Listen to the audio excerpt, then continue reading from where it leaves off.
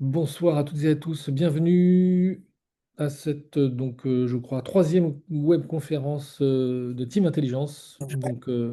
Quatrième, me souffle-t-on dans l'oreillette, quatrième webconférence de Team Intelligence. L'idée étant de vous proposer une intervention assez courte sur le domaine d'expertise qui fait la force de notre équipe de formatrices et de formateurs. Donc, nous avons pu assister au cours des précédentes sessions à l'intervention d'Olivier Duvillard, à l'intervention d'Alain Charlier. Qui ai-je oublié, Benoît, qui doit pouvoir me souffler ça dans l'oreille. Donc si on était, si c'est la cinquième, il y en a eu d'autres. Bruno Adler, bien sûr, sur la psychologie positive.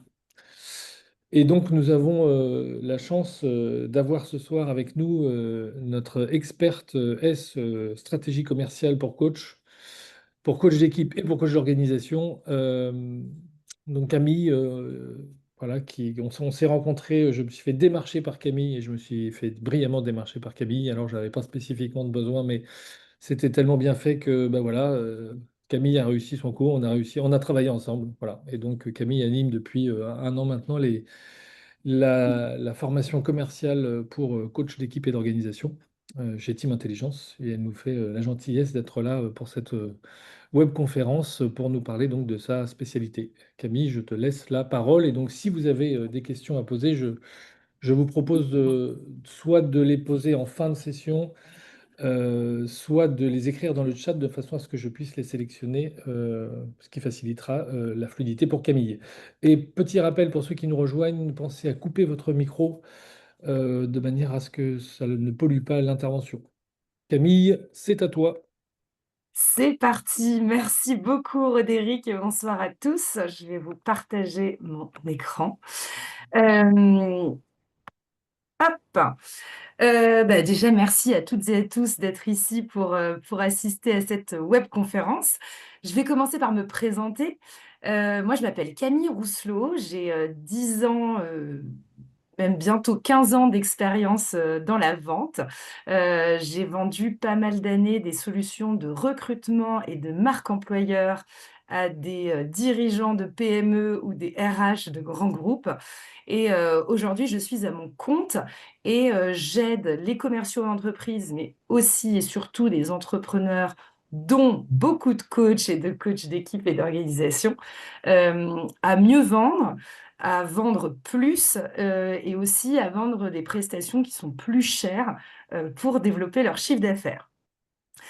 Alors, pour accompagner beaucoup de coachs, j'entends souvent des coachs me dire que le commerce, ils n'aiment pas ça, qu'ils ont peur de déranger, qu'ils n'aiment pas vendre. Alors qu'avant, en fait, la vente, c'est super, hein, c'est juste s'intéresser aux autres et leur apporter des solutions. La vente, c'est un savant mélange de méthodes qui fonctionnent et de réussir à cultiver sa personnalité pour en faire une force. Et moi, mon but, c'est de vous aider à renforcer vos performances commerciales et surtout à prendre du plaisir à vendre. Donc aujourd'hui, le thème de notre conférence, c'est comment mettre en place des stratégies commerciales qui sont gagnantes pour vendre du coaching d'équipe et du coaching d'organisation. Heu, Comme l'a dit Rodérick, en fait, moi, je vais faire une présentation. Vous pourrez poser vos questions à la fin. Si vous avez des questions, n'hésitez pas à les marquer dans le chat puisque, Rodérick est là pour m'aider à synthétiser tout ça et que je puisse y répondre au maximum. Heu, alors, déjà, pourquoi, mettre en place une stratégie commerciale pour vendre du coaching d'équipe et d'organisation? Heu, D'abord, la bonne nouvelle, c'est que le coaching d'équipe, ça répond à des enjeux qui sont stratégiques pour les entreprises aujourd'hui. Alors j'en ai mis quelques-uns, il y en a d'autres, mais on a le sujet de la santé mentale au travail qui est un enjeu, primordial au niveau national en ce moment et donc forcément au niveau des entreprises et des organisations.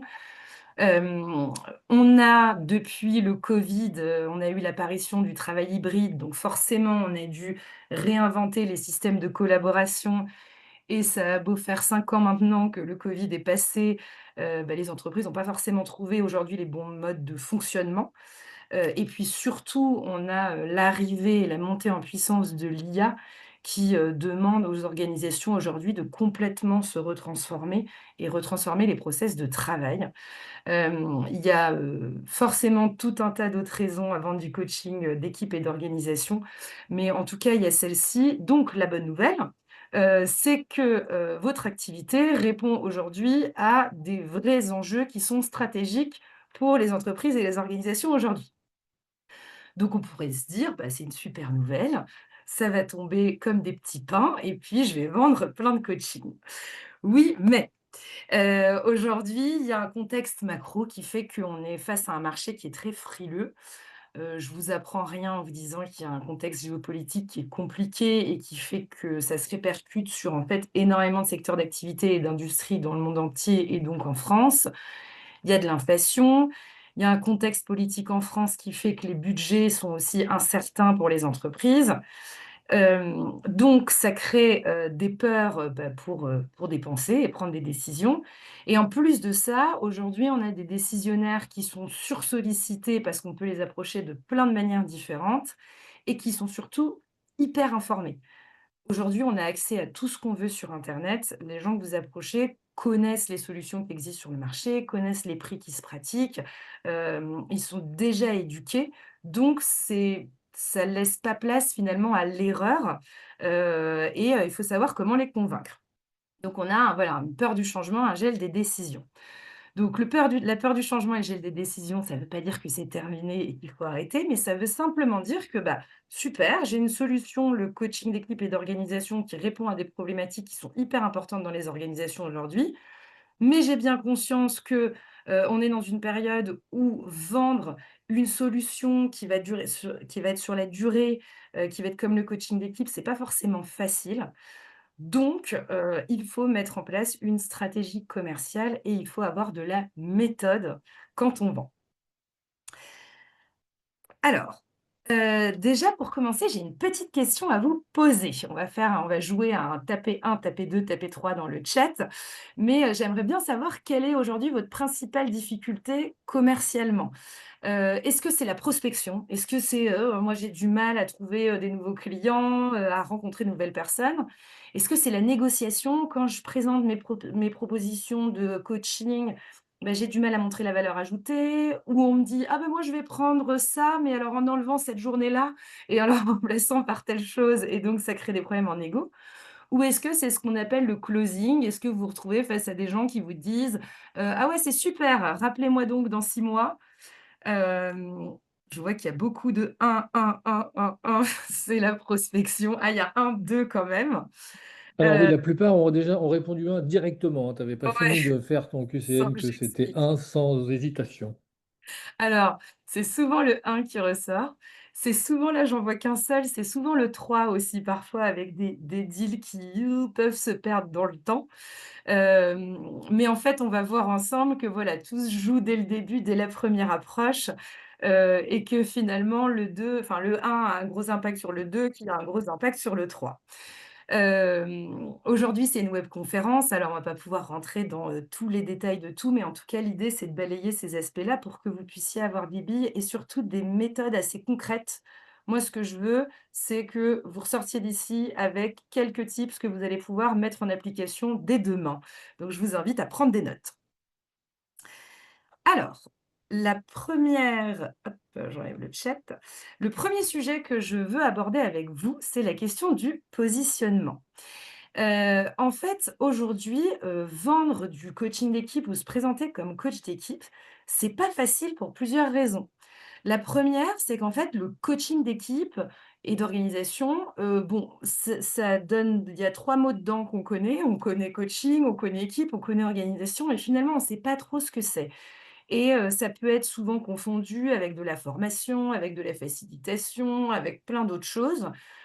Donc, le problème de ça, c'est que vous pouvez quand vous rencontrez quelqu'un ou même quand vous communiquez sur les réseaux, vous envoyez des mails et cetera, c'est pas très facile parce qu'en fait, les personnes ont du mal à comprendre et identifier ce que vous faites et surtout ce que ça leur apporte. Je vois Daphné qui hoche la tête. Oui, oui, oui. Donc ça, c'est la première problématique. Deuxième que je rencontre chez beaucoup de coachs que j'accompagne, c'est que souvent les coachs sont multicasquettes. La plupart des gens qui se forment au coaching d'équipe et d'organisation ont eu une vie avant, ont une autre activité. Donc en fait, vous êtes beaucoup à être coach d'équipe et consultant, coach d'équipe et facilitateur, coach d'équipe et formateur. Et là où ça pose, on va dire, problème, c'est que si vous vous retrouvez à faire des listes de ce que vous faites: «Bonjour, je m'appelle Camille, je suis coach d'équipe et facilitatrice et formatrice» et plein de "is", finalement, la personne en face de moi va pas trop comprendre ce que je fais, et comprendre ce que ça lui apporte.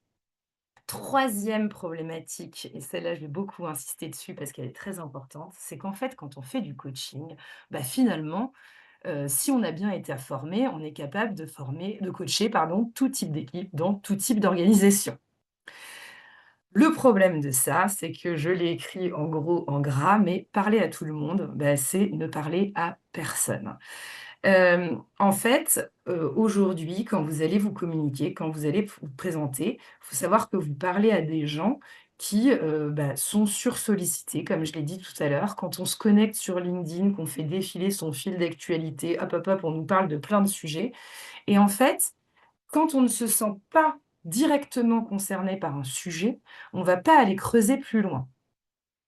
Donc, les prospects ont besoin de se sentir concernés et ils ont besoin qu'on leur apporte de la clarté. C'est pas à eux d'essayer d'aller décortiquer et de comprendre ce que vous faites. En fait, ça doit leur sauter aux yeux, de se dire: «Ah, d'accord, c'est à cette personne que je dois m'adresser pour résoudre mes problèmes». Voilà pourquoi c'est important de définir clairement un positionnement.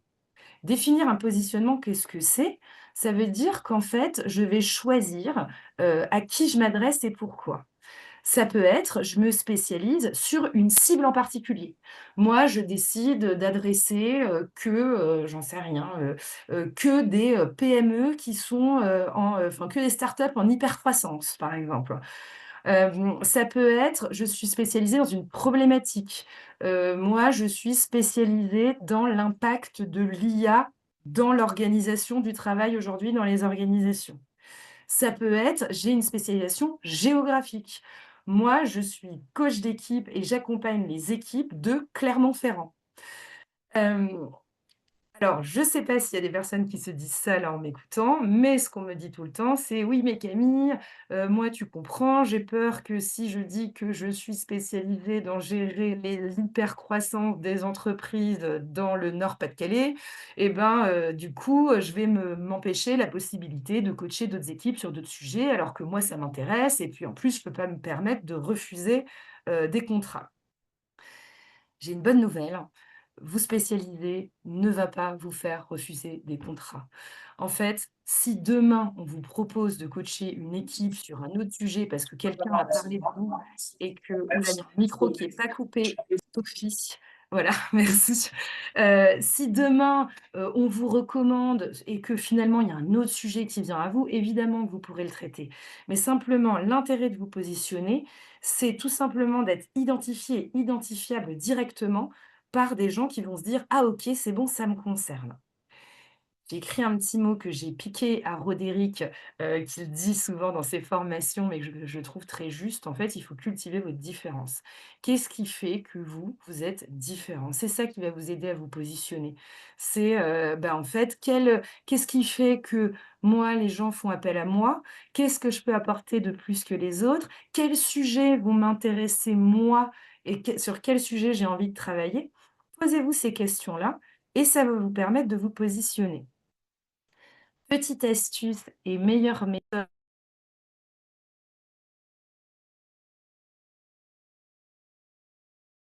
rétablir le son, il y a eu un petit souci de son. Petite astuce pour savoir si vous êtes clair dans votre positionnement, posez-vous la question plutôt que on parle souvent d'elevator pitch, il faut que je sois capable de me présenter de manière claire. Moi, je préfère l'exercice de, hem, si jamais quelqu'un que je connais rencontre, une de mes cibles potentielles à une soirée, à un dîner, peu importe, bah, qu'est-ce qu'il va pouvoir dire de moi pour que la personne comprenne tout de suite qu'elle doit venir vers moi. Souvent, mettre un intermédiaire, ça aide à apporter de la clarté. «Ah, il faut que tu appelles, bon, je suis désolée Daphné, j'ai dit Daphné tout à l'heure, du coup ça me revient. «Ah, tu appelles tel problème, ah, il faut absolument que tu appelles Daphné parce que Daphné, elle fait ci, ça, ça». Il faut qu'en fait, quelqu'un qui vous connaît soit capable de parler de vous de manière hyper simple et qu'un autre interlocuteur puisse comprendre ce que vous faites quand vous n'êtes pas là. Une fois que vous avez réussi cet exercice, vous avez tout réussi et c'est bon, ça veut dire que vous êtes positionné. Une fois que vous avez trouvé votre positionnement, et ben maintenant, il va falloir vous faire connaître auprès de cette fameuse cible que vous voulez approcher. Alors, comment on fait pour se faire connaître et quelle est la prospection qui fonctionne aujourd'hui en 2025? Déjà, je vais revenir un petit peu sur l'intérêt de la prospection parce que c'est un sujet que, en général, tout le monde déteste. Alors qu'en fait, prospecter, c'est hyper important. C'est hyper important pour plusieurs raisons. La première qui est assez évidente, bah, c'est tout simplement que, en fait, quand on vend uniquement sur son réseau, sur des recommandations et cetera, bah, on ne se crée pas, des nouveaux, prospects potentiels, et donc, on ne maîtrise pas, en fait, ses rentrées d'argent. On se retrouve à avoir des revenus qui peuvent être en dents de scie parce qu'à un moment, on n'a pas assez alimenté, en fait, des nouvelles personnes qui vont venir vers nous. Donc déjà, prospecter, bah, en fait, c'est tout simplement, aller se faire connaître de cibles potentielles et puis, se donner l'opportunité de, vendre des contrats derrière. Jusque-là, ça paraît évident.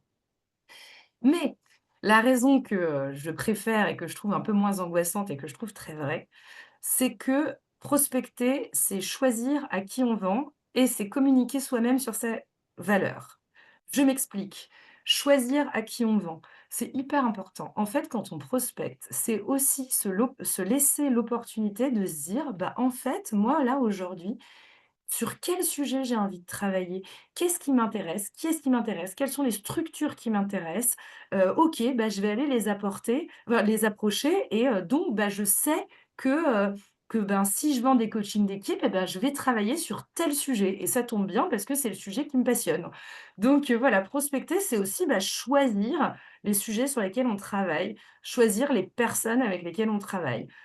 Moi, je dis souvent que mes meilleurs clients, je les ai eus, parce que je les ai prospectés.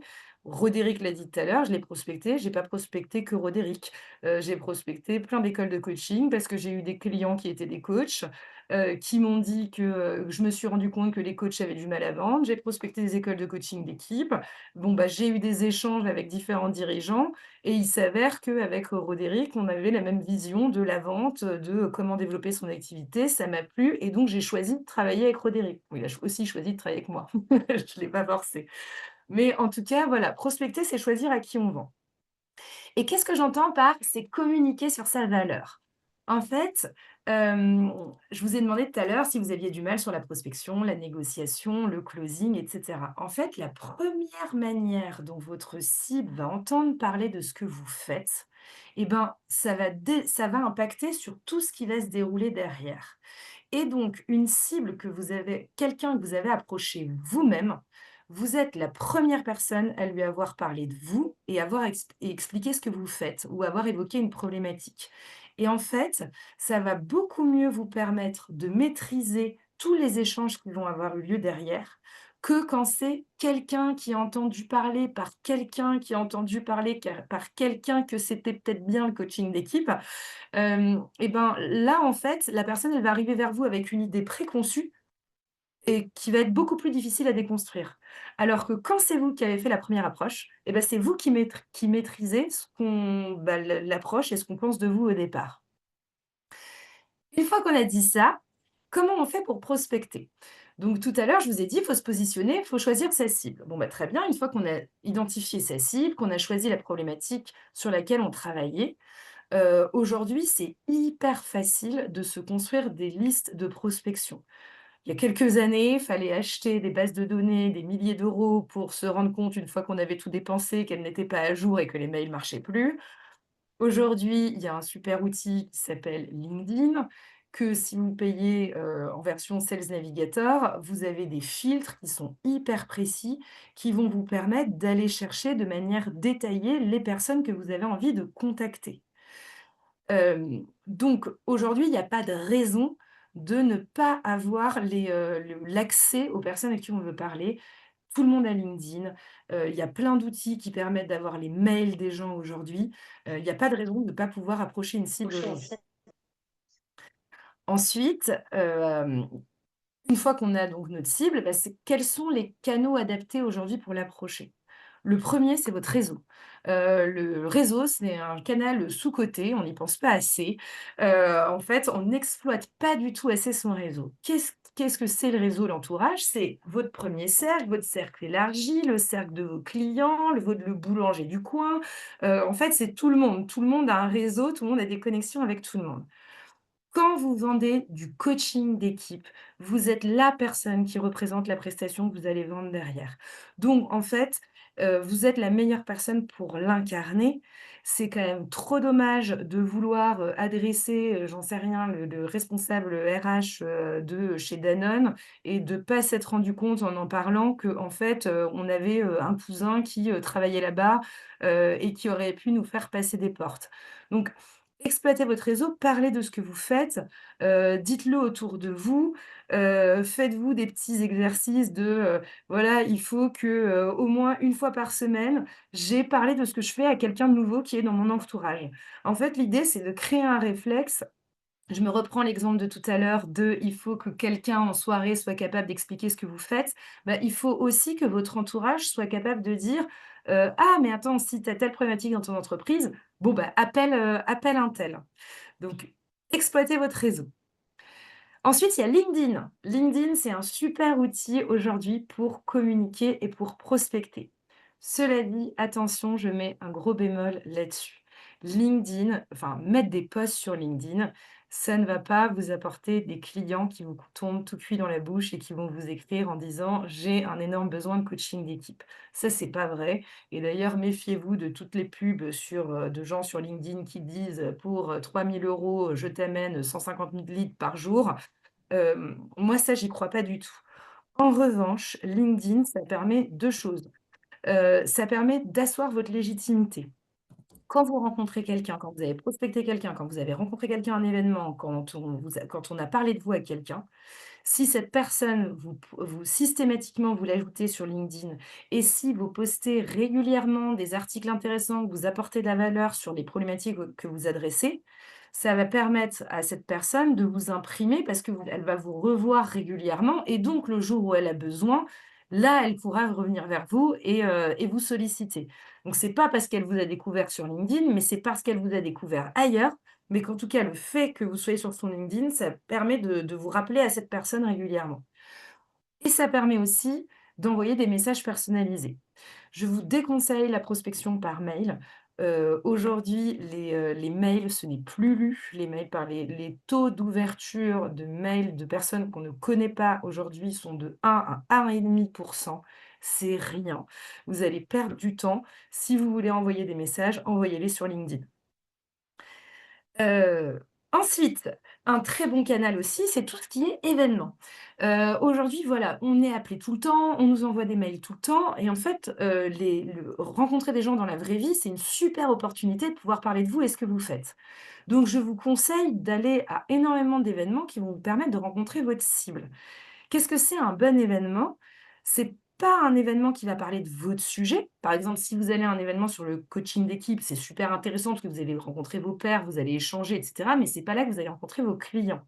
En revanche, si vous allez à un événement qui intéresse votre cible, bah là, pour le coup, ils sont tous là et en plus, super, le sujet de l'événement, c'est le sujet dont vous allez pouvoir parler toute la soirée. Exemple, je reprends l'exemple de tout à l'heure, vous êtes spécialisé sur le coaching d'équipe dans des entreprises qui intègrent, enfin, ou dans des industries qui intègrent beaucoup l'IA aujourd'hui, bah, si vous allez, à des conférences, physiques sur, l'IA et leur impact dans les organisations, bah, vous maximisez vos chances de rencontrer des dirigeants ou des décisionnaires qui vont être impactés par ces sujets-là. Et là, en plus, c'est super parce que plutôt que de les aborder en ayant strictement rien à dire et en étant mal à l'aise, vous allez pouvoir parler de la conférence que vous venez de voir ensemble. Ça va déjà créer un échange, la personne va pouvoir se livrer et là, vous allez pouvoir parler de ce que vous apportez. Donc les événements, c'est hyper important. Les webinaires, bah, c'est aussi une super occasion de pouvoir vous montrer, parce que, bah, en fait, on voit comment vous travaillez, on voit, comment vous traitez les sujets qui sont concernés, donc forcément, c'est hyper intéressant. Là, potentiellement, il y a des gens parmi vous, alors il y en a peut-être qui vont se dire: «Bon, bah, celle-là, j'aime pas, je veux jamais la revoir» et puis il y en a peut-être qui vont se dire: «Ah bah, en fait, j'ai bien aimé comment elle a parlé de la problématique commerciale, bah, si demain j'ai un sujet commercial, je vais m'adresser à elle». Webinar, c'est un super moyen de montrer ce que vous faites et surtout, plutôt qu'on vous accorde juste 3 minutes pour vous écouter, là, vous avez des gens qui vous écoutent parler de votre sujet pendant 30 minutes, et donc ça peut susciter un intérêt. Et ensuite, il y a la fameuse prospection téléphonique. Alors, je l'ai mise, volontairement en dernier, alors que pour moi, c'est celle qui marche le mieux. Je vous explique pourquoi. Parce que la prospection téléphonique, c'est pas, je me dresse, une liste de cibles que j'appelle dans tous les sens, comme ça, en faisant du volume, j'appelle, j'appelle, j'appelle, j'appelle, j'appelle. Parce que ça, c'est de un hyper épuisant, et de 2 vous allez vous prendre des portes, vous n'êtes pas des commerciaux, vous êtes des coachs, donc bon, c'est un peu compliqué d'encaisser des noms toute la journée. En revanche, quelqu'un qu'on accroche par téléphone, avec qui on a réussi à prendre un rendez-vous par téléphone, honnêtement, tout le rendez-vous derrière, tout le process de vente derrière, il va hyper bien se passer. Parce que la personne, vous avez dès le début dit quelque chose qui allait capter son attention. Et donc justement, comment on fait pour personnaliser ces appels, ces messages, qu'on envoie sur LinkedIn, avec un message qui soit impactant? En fait, les gens que vous approchez comme ça par téléphone, plutôt que d'avoir des listes de 150 personnes que vous n'allez jamais appeler, bah, commencez par vous faire une liste de 5, 10 personnes, mais sur qui vous êtes allé voir, vous avez vu un article sur un changement stratégique dans leur entreprise qui concerne les coachings d'équipe que vous pouvez vendre, ou parce que vous avez vu que cette personne a posté quelque chose sur LinkedIn, qui peut correspondre à une problématique que vous pouvez traiter en coaching d'équipe. Et là, ça va tout changer. Vous n'allez pas appeler quelqu'un avec un pitch tout fait en disant: «Bonjour, je suis Camille Rousselot, j'accompagne les équipes qui ta ta ta na na na». Vous allez approcher la personne en disant: «Bah, voilà, bonjour monsieur untel, madame untel, je vous appelle parce que j'ai vu, votre article, qui traitait du sujet de l'hypercroissance de votre entreprise et des difficultés que ça générait dans votre organisation. Bon, bah, sachez que, moi, j'ai une solution à vous proposer qui peut répondre à ces enjeux-là. Voilà, est-ce que vous seriez contre qu'on se rencontre pour que je puisse vous en parler?» Là, forcément, vous centrez tout de suite votre appel sur le besoin du prospect, vous montrez de la valeur et donc là, vous allez capter son attention et vous n'allez pas vous faire accrocher au nez. Si vous faites de la prospection et notamment par téléphone, ça va vous demander de l'énergie, ça va vous demander de la volonté. Donc par pitié, ne, jetez pas tous vos efforts à la poubelle. Mettez en place une stratégie de relance. Et alors là, chacun ses petites méthodes. Soit vous vous équipez d'un CRM, ce qui est à mon sens le mieux et le plus pratique. Soit vous n'êtes pas très à l'aise avec ces outils, vous vous mettez des rappels dans votre agenda, vous vous organisez comme vous voulez, mais quelqu'un que vous avez eu au téléphone, avec qui vous avez réussi à avoir un petit échange téléphonique, mais vous n'avez pas eu rendez-vous tout de suite, faut absolument, c'est vraiment trop dommage, de laisser ça et qu'il ne se passe rien derrière. C'est quelqu'un avec qui vous devez créer un rappel, que vous devez relancer. Ne mettez pas des coups d'épée dans l'eau et surtout ne mettez pas tous vos efforts à la poubelle. Plus vous allez rappeler, plus vous allez relancer, plus vous allez envoyer du contenu à quelqu'un que vous avez eu au téléphone, plus vous allez déjà créer une relation et donc maximiser vos chances de la rencontrer et d'avoir un vrai échange. Je vous conseille d'envoyer du contenu qui a de la valeur. Du contenu qui a de la valeur, qu'est-ce que c'est? Soit vous faites des livres blancs, soit vous publiez des articles, soit vous avez un cas client, et c'est pas forcément un cas client qui est tout bien fait, tout rédigé, tout beau. Ça peut être, bah, vous venez de faire une mission, un coaching d'équipe chez un client et il s'avère que ça ressemble au sujet que vous aviez évoqué avec cette personne au téléphone, cette personne que voilà, bah, relancez-la. Je viens de faire un coaching d'équipe sur ce sujet dont on avait parlé, je serais ravie de vous en parler. Donner du contenu qui a de la valeur, donner des choses intéressantes et pas simplement des: «Comment vous allez? Est-ce que cette fois-ci vous voulez bien me rencontrer?» Globalement, il y a une question de posture quand on fait de la prospection. Quand on fait de la prospection, n'oubliez pas que votre temps, il est important. Mettez-vous dans une posture de: «Moi, je prospecte aussi pour qualifier ma base, pour savoir si ça vaut le coup ou pas que j'aille continuer à perdre du temps à essayer d'aborder cette personne». Et donc, si ça vaut le coup, eh ben, je continue, je la remets dans mes relances et je me mets pas dans une posture de quelqu'un qui est en train de quémander un rendez-vous, mais je me mets dans une posture d'experte qui est capable d'apporter régulièrement de la valeur à cette personne. Et là, vous verrez que ça va tout changer. Parce que si demain, vous ajoutez quelqu'un sur LinkedIn, que vous essayez de l'appeler, que vous l'avez au téléphone ou pas, que vous lui envoyez un petit message avec un cas client, que vous mettez un commentaire sous un de ses posts sur le sujet intéressant et que vous le rappelez derrière, au bout d'un moment, ça va payer. Voilà, ça c'était le sujet prospection. Donc gardez en tête, multicanal, soyez omniprésents, soyez partout et surtout personnalisation. Une fois qu'on a prospecté et qu'on a obtenu un rendez-vous avec ce fameux interlocuteur décisionnaire à qui on voulait parler. Vous avez en coaching d'équipe ce qu'on appelle la phase préliminaire où vous allez pouvoir recueillir toutes les informations sur justement l'équipe et l'organisation, ce qui va pas, qui va vous permettre derrière de faire votre proposition de coaching. Cette phase préliminaire, elle sert effectivement à faire votre proposition de coaching derrière, mais en fait, elle ne sert pas qu'à ça. C'est aussi une phase de découverte qui va vous servir derrière pour votre closing. On dit souvent en vente que 80 du closing, 80 de la vente se fait au moment de la phase de découverte. Donc dans cet entretien préliminaire, vous avez 2 enjeux. Vous avez l'enjeu de, je vais vouloir construire un coaching d'équipe et d'organisation pour cette personne avec un projet, donc il faut que je recueille les informations pour bien comprendre ce qui se passe, pour pouvoir faire la proposition adaptée. Mais vous devez avoir un autre enjeu dans votre tête qui est: «OK, c'est maintenant que je dois recueillir toutes les informations qui vont me permettre derrière de conclure ma vente et que ça ne me file pas entre les doigts». Et alors justement, quelles sont ces informations que vous devez recueillir?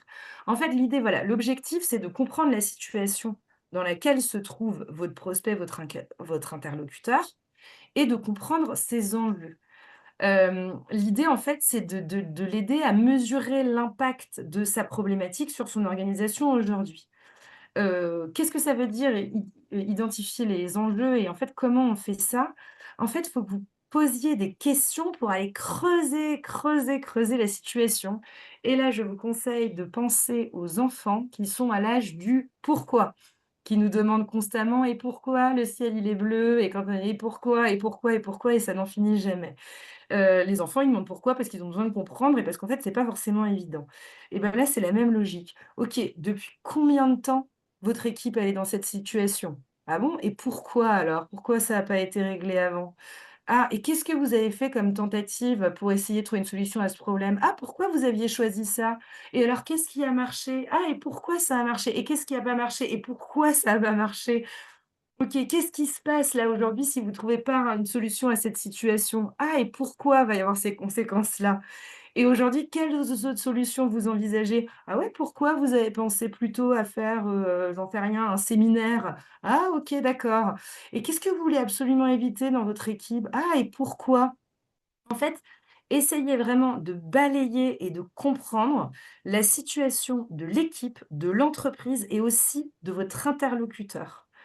Surtout que vous êtes sur des sujets d'équipe et donc quand on mobilise une équipe pour lui faire tout un coaching, ça en fait, ça n'impacte pas que l'interlocuteur que vous avez en face de vous. Lui derrière, faut qu'il justifie, d'un ROI, de bienfaits sur l'équipe et cetera. Il a pas envie de se tromper, donc allez creuser les enjeux de la personne aussi. Et en fait, qu'est-ce qu'il faut aller chercher comme info? Déjà, c'est de mesurer le ROI. Donc le ROI, c'est le Return on Investment. Bon, souvent, tout le monde connaît le ROI. Pourquoi c'est important? Quand vous êtes face surtout à des entreprises, mais même quand vous êtes face à d'autres organisations parce qu'elles doivent tenir des budgets, hem, en fait, il y a pas de vente s'il y a pas d'enjeu financier.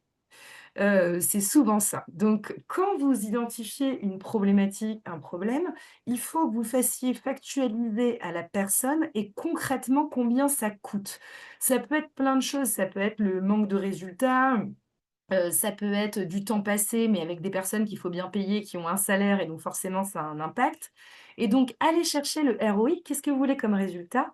Mais surtout, surtout, surtout, faites-lui mesurer ce qu'on appelle le RONI, le Return on Non-Investment.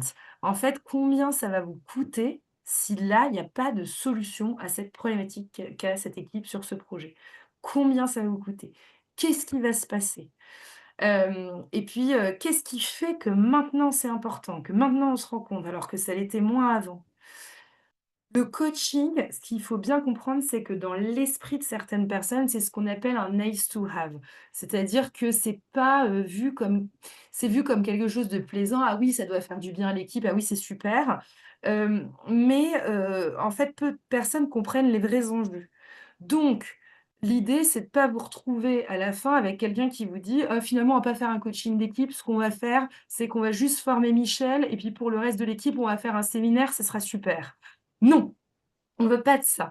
En fait, en posant ces questions et en faisant factualiser à votre interlocuteur concrètement les conséquences et les conséquences financières et conséquences sur l'équipe, c'est là que vous allez transformer, votre coaching d'un nice to have en quelque chose qui est une nécessité, qui est vitale pour l'entreprise. Et je vous ai mis une petite phrase en bas, qui est très importante, c'est que si vous apportez une solution au problème de votre prospect, vous êtes intéressant. Vous êtes une solution intéressante. C'est super. Mais si vous aidez votre prospect à réaliser, s'il le réalise avec vous, l'impact que son problème, en fait, peut avoir et tout ce à quoi il n'avait même pas lui-même pensé, mais là, vous n'êtes pas intéressant, vous êtes indispensable. Et la bonne nouvelle, c'est que vous, les coachs, vous êtes excellents pour questionner. Donc logiquement, cette phase-là, c'est la phase dans laquelle vous devez exceller. C'est votre job d'aller creuser et d'aller faire avancer les gens, en les faisant creuser, ce qui se passe. Et c'est exactement ça que vous devez faire sur l'enjeu. C'est en fait, à cette phase préliminaire, il faut comprendre concrètement quel est l'enjeu, parce que derrière, ça va vous aider quand on va vous dire: «Ah, plutôt dans 6 mois», enfin, je vais y revenir après, en fait, ça va vous aider à pousser à la prise de décision et à passer du, «J'ai peur de prendre une décision parce que j'ai peur de prendre un risque» à «En fait, là, je suis bien obligé d'y aller parce que sinon, va y avoir des conséquences qui vont être néfastes pour mes équipes». Donc ça, c'est la phase préliminaire, hem et donc la phase de questionnement. Ensuite, quand vous allez faire votre proposition d'intervention, Hem, alors déjà, bon, je c'est la base, mais je préfère le répéter, faites toujours vos prés pré de vos 1, 2, 3, vos propositions en direct et jamais par mail. On ne peut pas vendre du coaching d'équipe en envoyant une proposition par mail, c'est pas possible. Il faut que vous l'expliquiez. Donc vous le faites en visio ou en physique, ça c'est peu importe, mais il faut que vous soyez là. Pourquoi il faut que vous soyez là? Parce qu'en fait, quand vous allez présenter votre proposition d'intervention, il faut vendre de la valeur et pour vendre de la valeur, en fait, vous allez vous servir de toutes ces informations que vous allez récolter pendant cette phase préliminaire et le but, c'est que à chaque étape, à chaque, chose que vous avancez, chaque argument que vous avancez, ça doit être amené à un enjeu qui a été exprimé pendant cette phase de découverte. Vous m'aviez dit que vous aviez telle difficulté, ben, ce pourquoi j'ai construit ça comme ça et pourquoi j'ai prévu cette journée dans laquelle on va faire telle chose, c'est parce que c'est ça qui va répondre à tel enjeu que vous avez. Si vous n'arrivez pas à ramener à un enjeu de manière claire, ça ne va pas intéresser le prospect. La personne a besoin de comprendre ce que ça va lui apporter. Quand vous allez faire votre proposition financière, pensez à faire des chiffrages clairs. Dans le coaching, il y a, en fait, il y a des interventions qui vont se faire à la journée. L'idée, c'est de ne pas faire des choses trop alambiquées. Il faut que ce soit compréhensible pour la personne en face de vous, surtout si elle n'est pas décisionnaire finale. Il faut absolument qu'elle puisse présenter votre budget à une autre personne, donc n'allez pas faire des propositions alambiquées, allez au plus simple et au plus clair pour votre prospect. La conclusion, voilà, c'est que c'est pas à votre prospect de lire entre les lignes et que parfois, en plus, quand on est du métier dans nos métiers, il y a des choses qui nous semblent évidentes, mais qui ne le sont pas. C'est à vous systématiquement d'aller faire le pont dans le cerveau de l'autre entre si je vous parle de ça, si je vous présente ça, si j'insiste sur ce point-là, c'est parce que ça va résoudre tel problème que vous m'avez donné avant. C'est parce que c'est ça qui va nous faire permettre d'atteindre tel objectif. C'est parce que c'est ça qui va éviter telle conséquence dont vous m'avez parlé. Voilà, systématiquement, faites le pont. Quand vous allez présenter, votre proposition, souvent vous allez avoir des objections. Eh bien, c'est une super nouvelle parce que quelqu'un qui dit oui, c'est quelqu'un qui ne veut pas acheter. Vous ne vendez pas, des étagères IKEA, vous vendez un process d'accompagnement pour une équipe. En fait, quelqu'un qui vous dit: «Oui, oui, oui, oui, ouais, ouais, c'était super, hein, je vous rappelle». C'est quelqu'un qui n'a pas envie d'acheter. C'est si on se projette dans, «Je veux vraiment accompagner mon équipe, on va vraiment mettre ça en place», on se pose forcément des questions. Comment je vais faire d'un point de vue organisationnel pour les réunir? Ah, est-ce que machin, il sera d'accord de faire ça? Ah, et où est-ce qu'on va le faire? Est-ce que si la personne se projette un minimum, ça va forcément amener des questions. Et si ça n'en amène pas, ou si vous savez que vous avez des objections qui sont déjà arrivées souvent à la fin et qui vous ont fait perdre des ventes, ce que je vous conseille vivement, c'est d'aller vous-même les chercher. En fait, la posture, c'est surtout pas de se dire: tant qu'il m'a rien demandé, c'est que ça doit être bon». Parce qu'en fait, si on vous pose pas une question devant vous, si on vous fait pas l'objection devant vous et si on l'a fait quand vous êtes parti, vous n'êtes plus là pour y répondre et donc c'est perdu. Donc allez chercher des questions, aller chercher des objections, aller faire parler. Et là, il y a des questions qui sont puissantes pour ça. C'est en fait aller chercher le négatif, demander à votre prospect de l'exprimer. Qu'est-ce qui pourrait faire en fait que, enfin, qu'est-ce qui pourrait même nous mettre des bâtons dans les roues dans la mise en place de soit le projet global ou soit telle journée qu'on a planifiée ensemble. Qu'est-ce qui pourrait faire que votre équipe ou que la direction elle adhère pas à ce projet. Là, dans ce que je vous ai présenté, est-ce qu'il y a un enjeu qui n'est pas vraiment couvert? Est-ce qu'il y a quelque chose sur lequel vous n'êtes pas convaincu? En fait, allez chercher l'objection et allez la traiter vous-même. Comment on traite les objections? Alors, il y a plein de méthodes.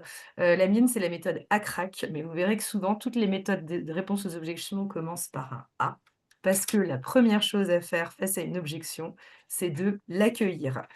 Le prospect a le droit d'avoir des objections. Donc, il faut lui dire: «Oui, OK, je comprends, vous avez raison». Ensuite, c'est de questionner pour comprendre. Qu'est-ce qu'il veut dire derrière? Quelle est la peur derrière? Ensuite, c'est d'argumenter et ensuite, c'est de confirmer. OK, donc on est bien d'accord que ça, maintenant que je vous l'ai expliqué, ça répond bien à telle chose. Oui. Une fois que vous avez ce oui, on appelle ça la technique des ponts brûlés. Le pont est brûlé, on revient plus en arrière, il pourra plus vous dire à la fin: «Ah mais en fait, j'ai pas bien compris pourquoi ça répondait à telle chose». Et enfin, dernière étape très importante pour ne pas avoir des closings qui partent dans le vent et «Oui, c'était super, par contre, finalement, on va faire plutôt ça l'année prochaine» ou «On va faire plutôt ça dans 6 mois». En fait, c'est à vous de faire un rétro-planning avec votre prospect. Vous partez du ROI qui vous a demandé. OK, vous m'avez dit que vous vouliez que l'équipe atteigne tel objectif ou soit dans telle, situation. Très bien. Vous voulez ça pour quand? Ah bah, j'ai un séminaire en septembre prochain, c'est vrai que j'aimerais bien pouvoir, présenter les résultats. OK, donc pour présenter vos résultats en septembre prochain, on est d'accord qu'il faut que vous ayez pu observer cette équipe sous son nouveau fonctionnement et cetera, pendant les 3 mois précédents. OK, d'accord, donc hop, septembre, nin nin, tac, on est en juin. OK, donc ensuite, va y avoir la phase du coaching d'équipe. OK, ensuite, va y avoir le moment, alors ça dépend s'il y en a qui font, qui vendent un package au début ou qui vendent d'abord une phase exploratoire, puis un deuxième accompagnement. Mais en tout cas, va y avoir un moment où vous allez faire une proposition, d'accord? Et quel est le process de décision chez vous? Ah, bah, il faut que j'en parle en codir. Ah, ils ont lieu quand vos codires? Tous les 15 jours. D'accord. Et donc dans votre prochain codir, est-ce que vous allez pouvoir en parler? Ah bah non, parce que l'ordre du jour, il est déjà fait sur les 3 prochains codires. Ah OK, donc vous ne pourrez pas en parler avant un mois et demi. En fait, c'est à vous de timer de manière hyper claire. Et pourquoi c'est hyper important? Parce qu'en fait, quand vous allez relancer les personnes derrière, vous n'allez pas vous retrouver dans une situation de: «Oui, est-ce que du coup vous avez pu en parler ou y réfléchir?» Vous allez être l'expert qui dit: «Alors, je vous préviens que là, en fait, pour pouvoir respecter le timing qu'on s'est donné et pour pouvoir avoir les résultats que vous attendez, et pour pouvoir mettre en place ce coaching comme on l'a dit, voilà, on est dans les délais, mais on est juste. Donc va falloir prendre une décision maintenant». Et là, vous vous présentez en tant qu'expert et vous pouvez même faire de l'anti-vente et dire: «Moi, si la décision elle est pas prise à telle date, je ne préfère pas prendre la mission de coaching parce que je n'aurai pas le temps de faire le coaching qui est planifié et que je ne travaille pas à moitié avec les équipes. C'est à vous de timer pour accélérer la prise de décision. Voilà, donc en résumé, avant qu'on passe aux questions, heu, vous avez donc, bah, déjà, on a parlé du positionnement, soyez unique, soyez partout quand vous prospectez, sauf par mail parce que ça ne marche plus. Questionnez, questionnez, questionnez, aidez votre prospect à prendre conscience, d'accord? Apportez des solutions qui soient simples et claires et en lien direct avec ses enjeux. Allez chercher les objections, n'en ayez pas peur, allez les creuser, donnez-vous l'opportunité d'y répondre et de convaincre. Et enfin, bah, activez vous-même le closing avec un rétro-planning. On a balayé tous ces sujets de manière assez rapide, mais si, vous avez envie d'en savoir plus et de creuser tout ça, j'anime aussi donc des formations, commerciales pour coach d'équipe et d'organisation au sein de Team Intelligence. Donc, c'est des formations qui sont sur 2 jours, où là, on rentre vraiment beaucoup plus dans le détail de ce qu'on a vu aujourd'hui et surtout, vous ressortez avec des outils qui sont personnalisés, que vous allez pouvoir exploiter. La Les dates sont en bas à droite, mais la prochaine est le 15 et 16 octobre et pour celle du 15 et 16 octobre, il y a, on fait un prix de 15 pour toutes les personnes qui sont inscrites à cette, visioconférence. Donc, n'hésitez pas à vous inscrire si vous êtes disponible le 15 et 16 octobre. Hem et voilà, j'ai fini.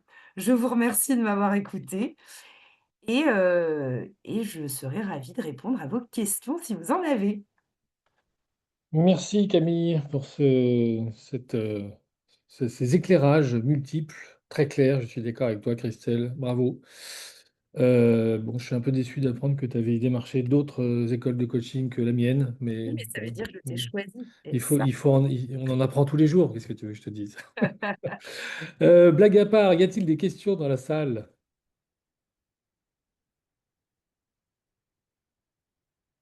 Beaucoup de remerciements pour l'instant. N'hésitez pas si vous avez d'autres questions. Sur la partie du rétro-planning et d'aider effectivement le donneur d'ordre à se projeter, en fait, je trouve que c'est pas si évident que ça. Moi, de fait, je l'ai pas fait. Je trouve que c'est pas si évident parce que quand on lui demande, je peux imaginer, donc là, j'émets des hypothèses, hein, mais je serais preneuse d'expérience. ouais. Qu'en lui demandant quand est-ce que l'équipe doit avoir résolu son problème, je peux imaginer qu'on m'aurait vite répondu, bah, le plus vite possible, évidemment. Du coup, je me dis, peut-être il faut creuser un petit peu plus à ce moment-là. Ouais, c'est une bonne remarque. Heu, On a souvent des gens qui vont dire: «C'est pour demain» ou «C'est le plus vite possible» et cetera. En fait, pour que ça n'arrive pas, il faut que cette question du quand et du planning, elle arrive vraiment après avoir bien balayé et bien creusé l'enjeu, le coût de l'inaction, le ROI attendu et ouais, cetera. il y en avoir fait avant. Parce qu'en fait, effectivement, si là, du coup, on vous répond: «Bah, demain», en fait, voilà, vous pouvez rire, hein, et je dire: «Bah, alors je suis pas magicienne, ça sera pas pour demain». En fait, c'est vraiment la phase la plus importante, c'est cette phase de l'enjeu, hein. C'est creuser, creuser, creuser l'enjeu et factualiser des ROI assez quand même clairs et précis, et du coup, après, de pouvoir se projeter dans: «OK, vous voulez ces résultats pour quand?» et là, Mmh. vous déroulez pour Mmh. activer et le presser. Mmh. OK, merci Camille. Mmh. Merci Christelle. Une question dans le chat également de Caroline. Que pensez-vous des plateformes qui propulsent et portent nos webinaires? Me permet de compléter. Oui, oui, bien sûr, vas-y, Caroline. En tout cas, bravo parce que justement, c'est un webinaire hyper dynamique. Je voulais pas, je devais partir plus tôt et finalement, je reste. Je vais être en retard pour après. Euh, j'ai fait l'expérience de webinaire, justement. Alors, je trouve que ça demande beaucoup d'énergie pour communiquer sur les webinaires et pour finalement avoir très peu de personnes. Mm, Et j'ai été contactée, en tout cas où j'ai regardé par rapport Webikeo, je pense qu'on peut citer qui on veut là, bien mais sûr. qui propose justement de faire la promotion des webinaires, moyennant finance bien sûr, mais voilà, je voulais savoir si vous aviez un avis sur la pertinence de ce type d'action commerciale. Oui, j'ai un avis et il va être très tranché, Caroline, je n'y crois pas. En fait, les webinaires, pour moi, c'est exactement comme quand je vous disais les posts LinkedIn. En fait, pour moi, ça nécessite d'avoir eu un point de contact avant. C'est-à-dire que si demain vous décidez de faire un webinaire, vaut mieux que vous commenciez par des webinaires, vous n'allez pas avoir beaucoup d'inscrits. Mais en fait, vous allez avoir envoyé des liens personnalisés, vous envoyez des mails personnalisés, des messages, etc. Et vous vous ramenez des inscrits. Et vaut mieux en faire un, deux, trois premiers, où en fait, il n'y a pas beaucoup de monde, mais c'est pas grave parce que ensuite vous allez pouvoir les republier, etc. Et ça va grossir peu à peu avec des gens qui vont être intéressants et intéressés. Parce que le gros bémol des sociétés comme ça alors après, je ne connais pas celle que vous avez citée et peut-être qu'il y en a qui vont dire que c'est pas du tout vrai, mais en fait, c'est que c'est de la pub dans tous les. C'est-à-dire qu'on va dispatcher auprès d'une cible qui est pas forcément, intéressé. Est-ce que va y avoir du monde? Et aussi grosse question, parce que les webinaires souvent c'est gratuit, enfin en tout cas pour ceux qui les consultent. Est-ce que c'est aussi des gens, intéressants qui ont un budget? Ou est-ce que, c'est des gens qui, bah, sont pas trop occupés dans leur journée et se disent: «Ah tiens, j'irais bien regarder une conférence là-dessus parce que c'est un sujet qui m'intéresse». Et notamment sur tout ce qui a trait au coaching, qui sont quand même des sujets, qui vont concerner un peu tout le monde et donc vous allez avoir plein de gens qui se connectent et qui en fait vont pas être, des clients potentiels. Donc je vous conseille de pas dépen déjà je vous conseille dans la mesure du possible de pas trop dépenser. En fait, il vaut mieux passer du temps à vraiment étape par étape faire grossir une population qui va être vraiment intéressée que d'aller dépenser des 1000 et des cents pour toucher des gens qui sont pas intéressants. Même chose pour ceux qui vous disent: «Si vous venez à mon club ou je sais pas quoi, je vais vous donner de la visibilité sur LinkedIn» et en fait, quand vous allez regarder les gens qui likent les posts LinkedIn, bah, en fait, c'est que des entrepreneurs qui se likent entre eux parce qu'ils sont allés au même truc et que du coup, on leur a dit de booster leur visibilité comme ça, mais c'est pas des clients potentiels. Voilà, je sais pas Merci. si ça répond à votre question. Ouais, très bien, très bien. Et ça conforte ma réponse, donc merci. Ah bah, vous n'êtes pas resté pour rien alors, vous serez Voilà. prête à commencer à conforter. Et Camille, sur LinkedIn, vous disiez tout à l'heure de payer, je sais pas quoi, Sales Navigator. Donc, du coup, c'est pas contradictoire avec ce que vous venez de dire, c'est autre chose. J'ai Bah, lu. Sales Navigator, c'est pas très cher. En fait, le premier mois est gratuit, l'abonnement, ensuite c'est 100 et quelques euros. Si vous le prenez un mois, bah, vous aurez dépensé 100 et quelques euros, donc c'est pas voilà, des milliers et des cents. L'avantage en fait de Sales Navigator, c'est que sans Sales Navigator, LinkedIn vous limite dans les filtres que vous pouvez faire.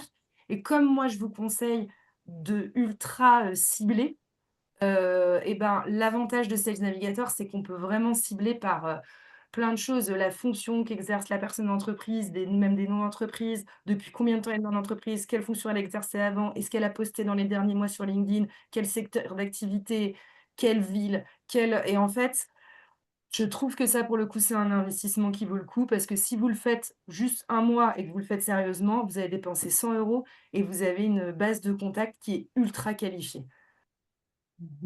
Donc ça, oui. Je dis pas qu'il faut rien dépenser, on peut dépenser des choses qui coûtent 150 euros. C'est comme vous voulez faire des webinaires, vous voulez faire des vidéos, vous achetez un micro, bon, bah, ça peut être un peu cher, mais je déconseille de dépenser des pubs dans tous les sens, on ne sait pas exactement le résultat, quoi. Ou alors, il faut demander à appeler des clients. Je veux bien, mais je voudrais appeler des gens qui ont pris votre solution. Merci. Y a-t-il d'autres questions dans l'Assemblée qui petit à petit se réduit, mais pas tant que ça, nous sommes encore 30 hein. Oui, Rodrigue, c'est Pascal. Oui, Euh, Pascal. oui. Déjà, merci Camille, bravo voilà, pour la clarté de ta présentation et du partage. Bah, Euh, alors moi, j'étais, comment dire, je réfléchissais déjà à un niveau plus fin dans l'approche des comptes.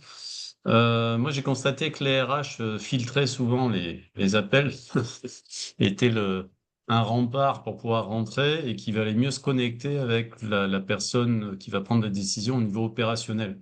Est-ce que c'est aussi ce que voilà, tu constates Pascal, oui. oui, merci de parler de quelque chose dont j'ai oublié de parler.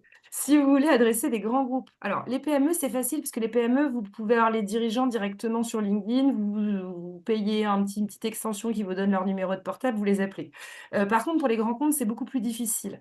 Et effectivement, c'est pas mal de faire ce qu'on appelle la stratégie du bottom-up.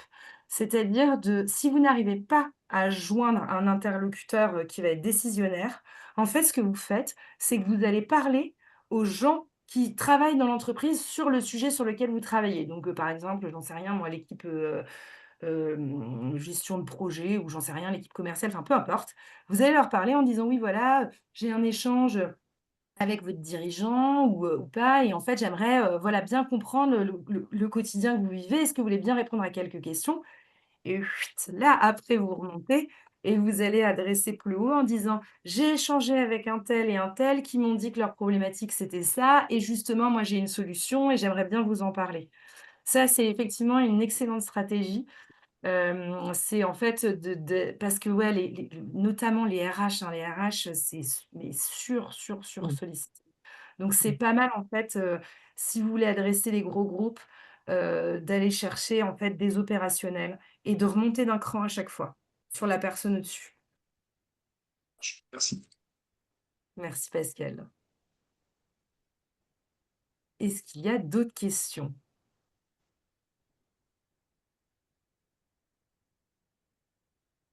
Je n'ai pas l'impression, sauf si Roderick, tu en as vu dans le chat, mais je ne crois pas. Non, c'était la question de Pascal qui effectivement demeurait, mais donc tu as répondu. Et ben, en même temps, il est 19h29, Eh bien oui, donc on est dans les temps. parfait. Merci à toutes et à tous d'avoir, participé. Voilà, j'espère que ça vous a donné des clés et des conseils qui seront applicables dans vos prochains rendez-vous et les prochaines démarches commerciales et à bientôt. Bonne soirée à toutes et à tous. Merci de nous avoir suivis. Avant que vous raccrochiez, sachez que donc la prochaine webconférence se tient le 16 octobre prochain. Elle sera animée par Marine Prévost, qui dirige le coaching dans une petite structure qui s'appelle la SNCF. Et Marine est également psychologue clinicienne. Elle a une double casquette coach psychologue clinicienne. Elle ne pratique pas en tant que psychologue clinicienne, mais elle a beaucoup à nous apprendre sur les processus inconscients qui traversent la vie des groupes. Et c'est très éclairant lorsque l'on fait du coaching d'équipe. Je vous remercie beaucoup de votre présence et vous souhaite une excellente soirée à toutes et à tous. Salut!